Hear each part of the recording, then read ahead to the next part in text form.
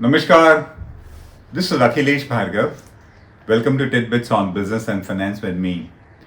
If there is one institution or authority which has been responding to the challenges posed to the Indian economy by COVID 19, then it has certainly been the Reserve Bank of India. Whenever the RBI governor issues a press statement and responds to these challenges in a global environment, a global economy which faces rapid and radical uncertainty, it only confirms the fact that the RBI is being watchful, it is being vigilant, it is being proactive. Today's press conference was in a similar situation. That doesn't mean that we agree with every policy decision that the RBI might take. We would have our differences of opinion. We would think that some of its projections or policies or posturings should be different. But the fact remains, and what we can't deny, is that the RBI has certainly been vigilant, active, very concerned at this challenging time of the global and Indian economy. The RBI governor addressed a press conference today again. The last press conference he took was on 27th March, and today's measures were in order to enhance liquidity in the economy, in order to smoothen and increase the credit flow in the economy, and to also ensure smooth functioning of India's financial system at a time when it faces unprecedented challenges. So, what did the Reserve Bank governor say today in his press conference? He first of all said that the financial landscape of the country and of the globe has deteriorated significantly and precipitously. He said that the IMF has already said that the global economy is contracting, but he mentioned that the IMF says that as far as India is concerned, in FY 2021, a growth rate of about 1.5 to 1.6% can be expected, which is in contrast to many other countries which are going to witness a contraction of their GDP. He further said that because of government spending being stepped up, banks today have got significantly increased liquidity surplus, which they have not been lending. He said that banks have deposited about 6.9 lakh crores with the Reserve Bank of India in the repo rate situation, not willing to lend it to their constituents.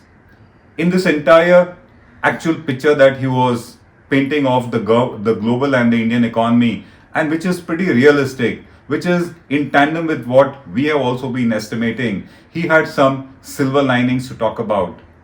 He said that inflation is expected to fall below the targeted rate of 4% in the second half of this financial year, which means after September 2020, inflation is expected to dip below 4%. It only shows that the RBI, the Monetary Policy Committee, would have room to prune interest rates even further if the situation demands. He said that India has adequate forex reserves. They are to the tune of $476 billion at the moment, and that is over 11 months of India's imports, thus saying that India's forex reserves remain extremely comfortable.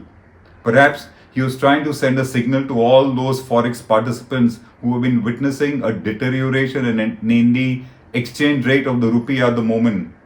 He said that India's growth is expected to recover sharply in FY 21-22.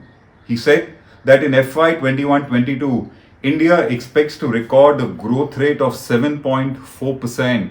In other words, India could be the leading global economy, and it could be the country where the globe expects to have the respite to growth for the entire globe coming from.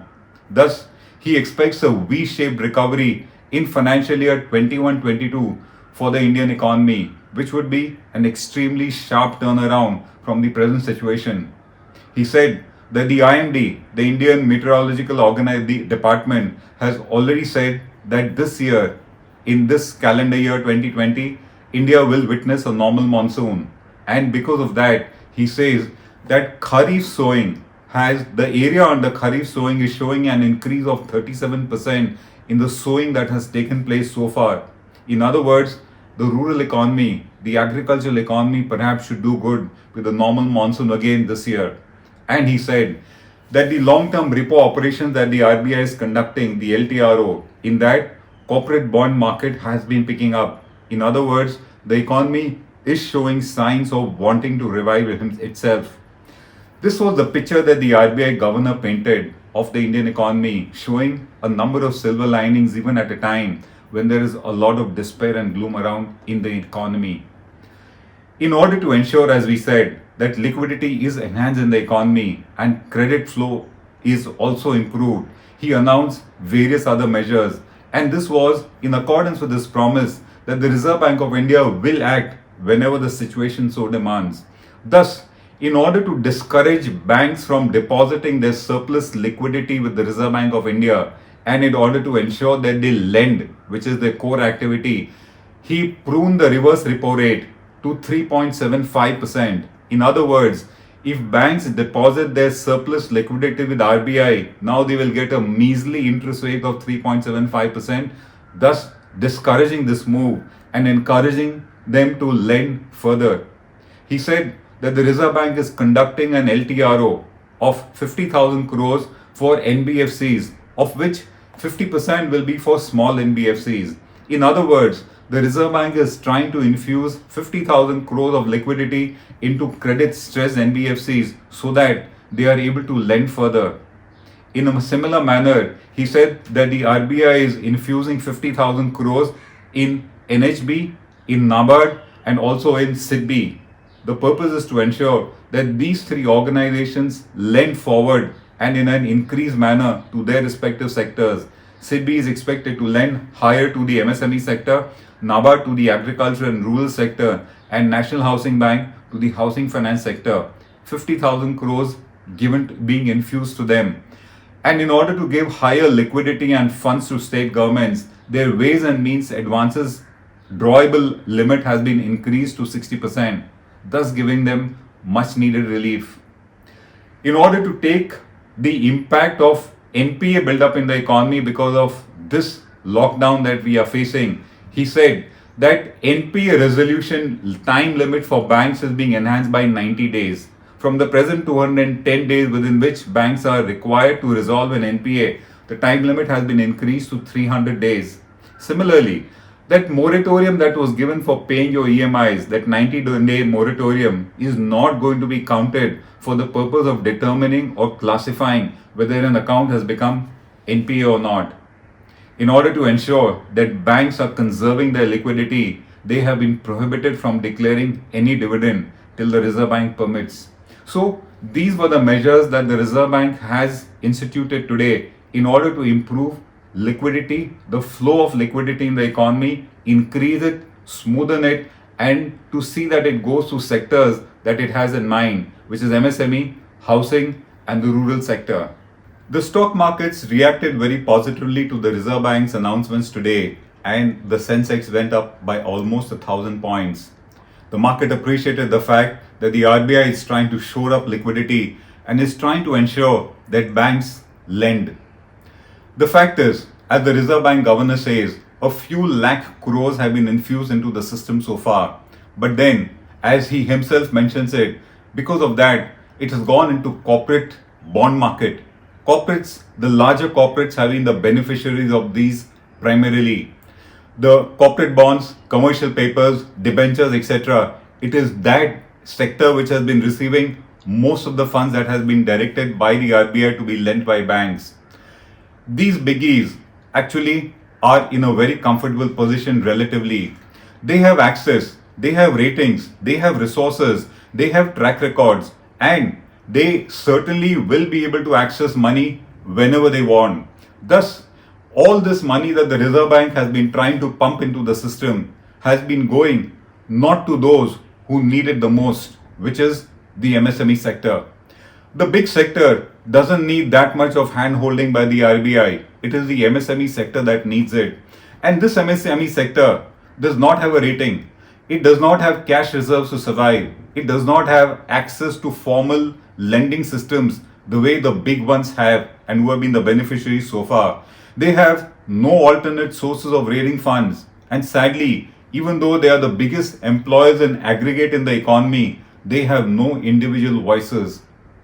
The Fact is that they may not have a formal rating from a rating agency, but according to us, the biggest rating that an MSME has is that the borrower, the promoter, is willing to give his personal guarantee and mortgage his personal assets for loans that he takes, which the big ones, the big promoters don't do. Thus, according to us, they have a far better practical rating. But despite all this need of theirs, despite this credibility which arises according to us by their personal guarantees and their giving their personal assets and mortgages, those who need the most, as we said, just don't get the money. And that is where the challenge lies. The RBI is trying to pump money into the system. It is not really reaching where it has to. In our opinion, some kind of a direct interface will be needed between these MSMEs and the RBI or the government in such a manner that they are able to bypass banks, they are able to bypass all the intermediaries, and the worthy ones are able to receive the money that they need. The Reserve Bank governor ended his speech today saying that we will cure and endure. Those were encouraging words. He of course meant that India will be able to see itself through this COVID-19 crisis. We will cure it. He also said we will endure it.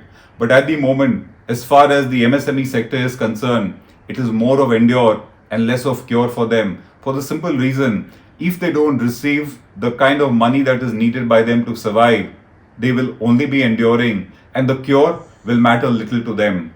This was Akhilesh Bhargav signing off till we meet again. Namaskar. Now be the first to know about the latest updates on our new news app. Go on your Android or iOS, search for HW News Network. Download our app, choose the language you prefer to get updates in, and be up to date with the latest news. If you like this video, please share it, and we would love to hear your comments in the comments section down here. Also, please do like our Facebook page and follow us on Twitter to get minute-to-minute news updates. For more such shows and videos, well, subscribe to our YouTube channel.